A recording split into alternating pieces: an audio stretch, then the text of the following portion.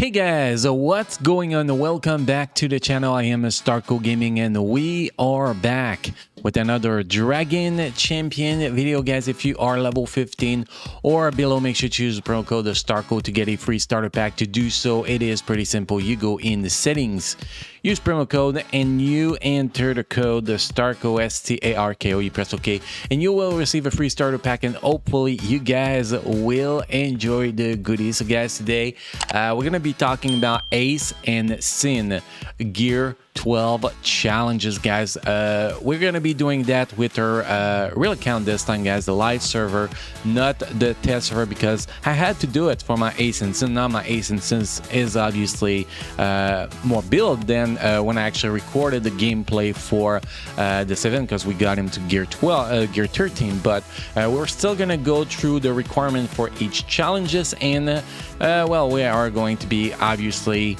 showing the team we actually use. So it's going to be very important. And the strategy, well, you can see in the gameplay, well, the strategy is going to be pretty simple. So the challenge number one, guys, the requirement is actually pretty simple. Mara and Ace are the required characters, and you need one defender and one healer. So the team we went with the lead that covers the healer, which is Nessa.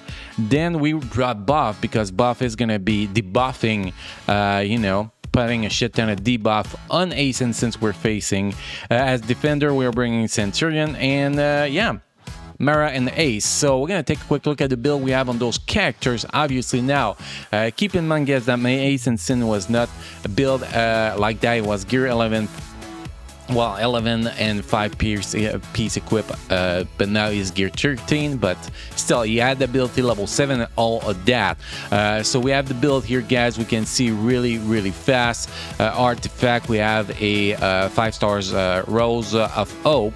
If we look at the runes, we have 4 speed, 2 potency. If we look at the stats here, we're gonna go in this window. Is gonna be easier to see. 209% critical damage. We have here 271 speed, 113% potency. Those are the stats that are important. And we have 5,607 physical attack. If we look on the next characters, that is required for this challenge is Mara. I think it's Mara, we say her name. I do believe she is a orc, if I am not mistaken. I'm probably mistaken. I am mistaken, so maybe she is a human. I know I'm terrible at this, guys. She is actually human. My bad, guys. So the build we have on her is pretty minimal build.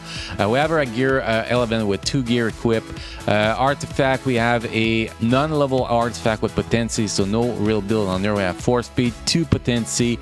The stats we have on her is pretty much critical damage 205%, but no critical chance to go with it. We only have 3,967 magic damage. We have 245 speed, which is nice, but we're nowhere close to 100% potency. We had 77%, so our build is terrible, guys. I never worked on her, to be honest. So she's just there because she is required. Then as a lead and main character, well, as a lead and healer, I mean, we have Nessa. Nessa's going to give us a huge boost at the start of being able to apply that daze really early on, which is going to be very useful. We have her at 52,000 power. She is one of my best build character in the game, so it is very useful. So we have 4 speed runes, 2 potency runes. We have a 36% potency artifact with 36% HP, which is great for survivability, and that's not what I meant to press here. I want to go in the stats here. The stats we have on her, which really matters, the stats is, you can see 73,000 HP, 75,000 shield. We have 301 speed, 155% potency. What's very important on her is the speed and potency. That is everything. Obviously, if you can give her more survivability, which HP and shield is always great. So she's going to be very important. The other characters that is going to be very important for this process is going to be Buff. Buff is my highest character in power, I believe so. We don't have a crazy build on him until we wipe him out a little bit to make my Ace and Sin and Lazy a little bit stronger, and my Nessa much faster. So the build we have on this dude is 18% potency, 18% HP artifact here. We have 4 speed, 2 potency equipped on him.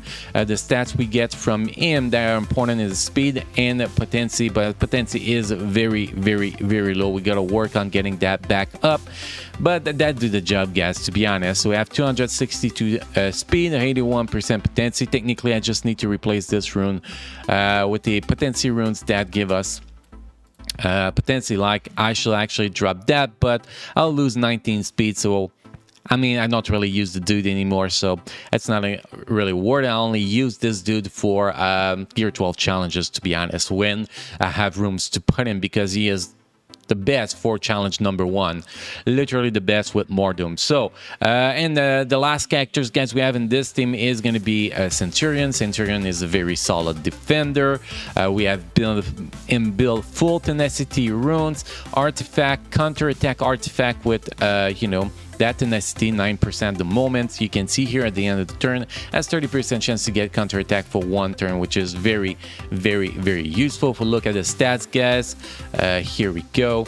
The stats actually matter on him. It's only 2 stats. It's going to be tenacity and speed, because you want him to be kind of fast still without being too fast, and you want his tenacity to be as high as possible. 165% tenacity is great. 183 speed. I recommend defenders that need speed to be over 180 speed, so that is a pretty decent build. So that's the team we're going to be using for challenge number 1.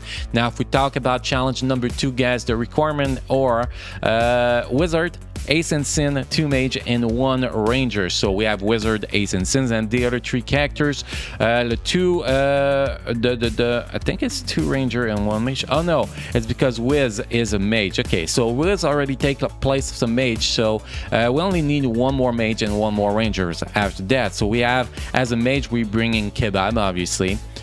Since we're going to be using wizard as a lead, Kebab actually comes in, and as a ranger we're going to be bringing Garrett, very useful, and Garen, the best ranger well, the 2 best ranger in the game, pretty much. So we're going to be bringing them because weirdly, Ace and Sin is actually not a ranger, he is a rogue. So we're not going to go through the build that have Ace and Sin again, guys. We're going to cover the other one. So if we start with Wizard, because he is going to be the lead, we have him at gear 11 with 5-piece equipped, ability are level 7, except his leadership. We need to fix that soon, but not that important. We don't use him enough as a leader. We have him built for 4 speed, 2 potency runes with a potency artifact at 4 stars, so at 18% HP, 18% potency. By the way, guys, you don't need to get him very high in potency, because he gets a lot of potency by himself with his ability, by the way. So if we look at the stats we have on this dude, we have 42% crit chance, 63% critical damage, which is not a lot, 4,785 magic attack, and then we have him at 253 speed and 82% potency. My recommendation is to have him over 80% potency, and then to have him as fast as possible. Technically, you want him to be much faster than I have him, because you need him to be able to use his second skills, his third skill on himself, to use his second skill as fast as possible in combat before he gets debuffed. So having him as fast as possible is a huge advantage, but we don't use him enough to actually go crazy on him, so it's only at 253 speed. I will recommend 270 speed plus for this guy, to be honest. Now, if we move to the next characters, we have Garrett. Garrett, we do have a pretty solid build. We have him at gear 13. Only 1 ability is level 7 though, the ability that reduces turn meter, which is very useful. We have him built for speed and potency. Artifact is potency and life still at 4 stars, so 18% for both. If we look at the stats we have on this fella, we have his critical damage 200%, critical rate about 50%. We have him at 235 speed, which is kind of low for having 4 speed runes, and we have him at close to 120% potency. 120% plus potency is my recommendation for him, and speed wise I will recommend him to be as fast as possible. 250, between 250 and 270 will be my target for this dude. At some point we don't have that many runes that can actually bring characters to that level and put them on our best characters, to be honest. So that is for my Garrett here. Next, if we move to the last two guys, next we have Garn. Yes, guys, I have a notepad to where I wrote everything. That's why I'm keep looking down, guys. So we are going with Garn. Garn is the best DPS in the game, in my opinion. Maybe with Ace and Sin, they are close and they're in probably the 3 best DPS in the game altogether. But this guy is missing ability level 8, or otherwise it will be much stronger. So this dude, we have him at gear 13, ability level 7. We have 2 critical chance for speed runes as artifact. We have damage percentage with HP percentage, so 24% damage, 36% HP. We have this artifact at 5 stars, and the effect on this artifact, healing damage to a single target at 25% chance to get invincibility. We put that because we like to play him with you know, a invisibility team, lazy that buff invisible character, so that's a huge advantage when you get that invisibility, very huge. So if we look at the stats, guys, we have him at 73.66% critical chance, 70% plus is the recommendation, 200% critical damage. We have 5,536 physical damage, which is great. If we look at the other stats, 257 speed, again, we need him to be as fast as possible, and only 93.88% potency. We kind of need him to have a little bit more potency than that to be optimal, to apply more debuff, but he's close enough to 100%. But if you really want to focus on his debuff, 120% is the recommendation. And then the last characters we have, guys, is going to be Kebab. Kebab is at gear 12 with 3-piece equip. We have all his ability to level 7.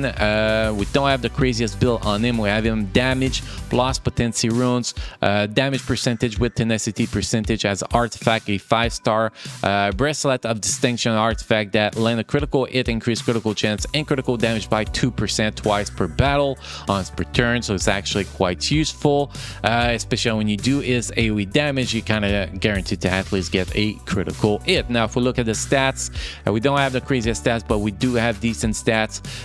We have 5,329 magic attack. We have 207% critical damage, but the critical chance is a little bit low.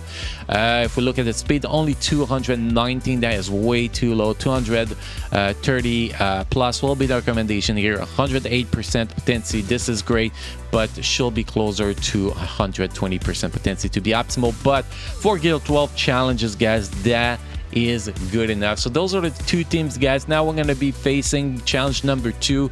The top priority in challenge number 2 is going to be pretty simple, guys. Kill the other Garrett as soon as possible. That's going to be the main target. We want to kill Garrett, we want to kill Garn, and then after that we want to kill the rest. I don't know if that's what I did in the gameplay section, but I guess we're going to see that in a sec, guys, because that is the next part, guys. We're going to start with the challenge number 1, then challenge number 2. So hopefully you guys enjoy the content, you enjoy the gameplay section, guys, and well, I'll see you guys again in the next video. Thank you.